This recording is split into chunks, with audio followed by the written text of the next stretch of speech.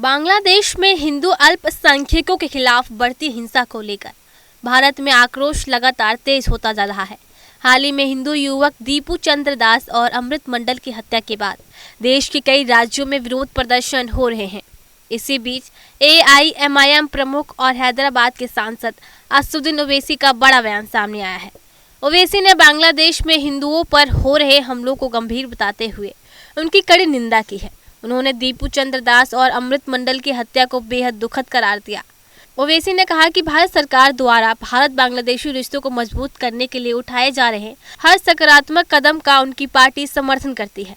AIMIM प्रमुख ने याद दिलाया कि बांग्लादेश की नींव धर्मनिरपेक्ष बांग्ला राष्ट्रवाद पर रखी गई थी।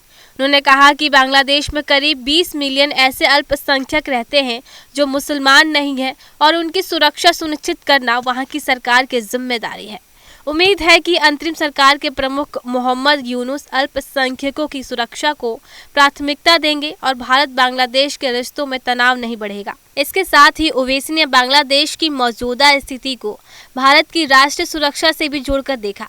उन्होंने कहा कि ISI, चीन और भारत विरोधी ताकतें बांग्लादेश में सक्रिय हो सकती हैं, जिसका असर न सिर्फ बांग्लादेश की स्थिरता बल्कि भारत के पूर्वोत्तर राज्यों की सुरक्षा पर भी पड़ सकता है। उन्होंने साफ कहा कि बांग्लादेश की स्थिरता भारत के राष्ट्रीय हित से जुड़ी हुई है। इसके साथ ही ओवैसी ने भारत के अंदर हुई हिंसक घटनाओं का भी जिक्र किया। उन्होंने बताया कि 24 दिसंबर को पश्चिम बंगाल के एक मजदूर की उड़ीसा के संबलपुर में पीट कर हत्या कर दी गई।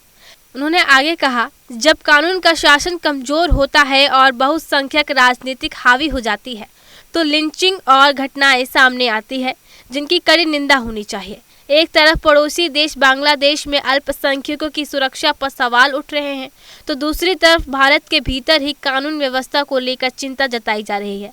ऐसे में ओवैसी का यह बयान न सिर्फ क्षेत्रीय सुरक्षा बल्कि आंतरिक सामाजिक सौहार्द पर भी बहस छेड़ता है।